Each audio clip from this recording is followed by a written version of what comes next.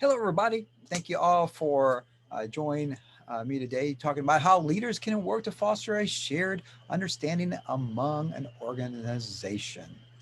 So let's just kind of dive into this. And I'm starting off with, I think, the book that we all liked a lot, the Strategy and Action book, and talk about these 6 ground rules that help a leader be more effective with their followers and getting this shared understanding.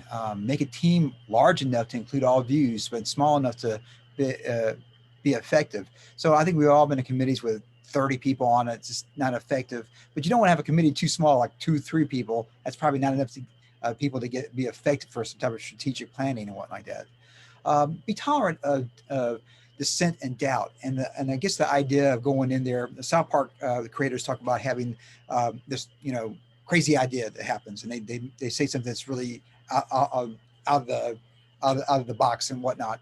And sometimes that becomes a really good episode.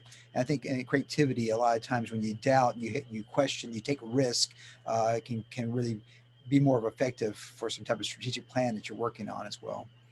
The idea of bringing the big back the big picture and create a context big enough for all points of view. I think that's important as well. You don't want to have the idea of being so small that it won't fit into this particular area, and but also you don't want it so big that you can't fit it. It's too big to fit things in there as well. The idea of being able to confront sacred cows, I think, is important. Everything's on the table to analyze, to adjust, to get rid of, to add whenever you're dealing with an effective strategy and action plan going on. Initiate an unbiased broker to facilitate. I think that can help out tremendously, especially in higher education, which often that doesn't happen. Someone that's not doesn't know about the situation is going to be unbiased and won't put their biases into the strategy and action plan going on. And then finally, managing a strategy and action is a process. It's not an event, something to check off the list. It's going to take some time. It's organic and it's alive. So we can compare and contrast this with the other book that we're reading about the strategic planning for public and non-public organizations. And there's 14 of these, and I'm going to focus on a couple of them. And kind of show some of the differences and some of the things that can be effective with strategic planning outside of just strategy and action. Some person or group must initiate or champion the process, and I guess usually typically that's going to be the leader. Some person or group must sponsor the process to give it legitimacy. So that might be some actors, some individuals in your organization that have some clout, have some gravitas for being there, institutional memory, that type of thing. Another part here: decide whether or not to be detailed, negotiated this initial agreement is needed. And I think in some organization that must be the standard thing, is have something already kind of written out before you dive into it as well. Having key decision makers may also in an organization and training about the nature, purpose, and process of the strategic planning before they can negotiate an initial agreement.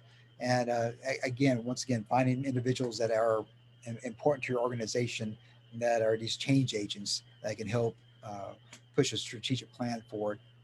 And finally, one point I want to mention is recognize that things will change over the course of the strategy and change cycle. And this kind of goes with that strategy and action idea that just because you go into something and you get an idea of how it's planned out doesn't necessarily mean that's the way it's going to end. So I think in a lot of ways, have realistic hopes for the process, gathering key actors, working through a strategic thinking, acting, and learning process, and then finally getting people to do something practical about what is truly important for the organization. And all this here leads to this realistic hopes for the process. And a couple of points on the initial agreement.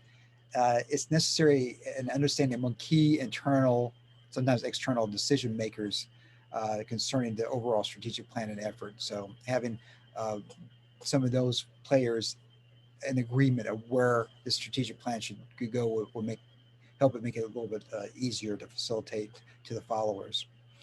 Clarifying an organization's mandate and mission, and mandates and missions are important parts. And once again, there's 10 of them. I'll focus on a few of these points that the chapter covered. After answering questions and discussions and answers, the group should turn to a task of developing a draft of the mission statement, and over to an individual. So that's something that's, I think, kind of interesting to work with.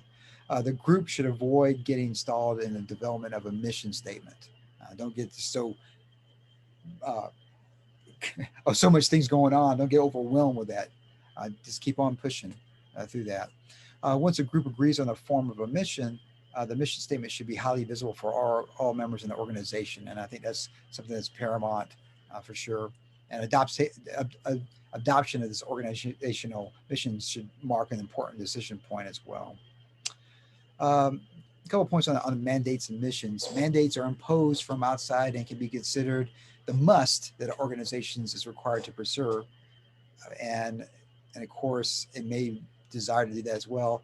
And missions, it's developed more from the inside. This identifies the organization's purposes. So you have these outside factors and you have these internal factors as well. Um, and missions may be considered what organization wants to do.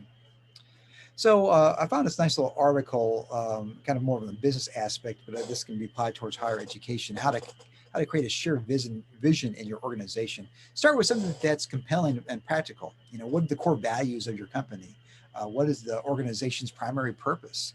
What does the future look like for this business or higher education?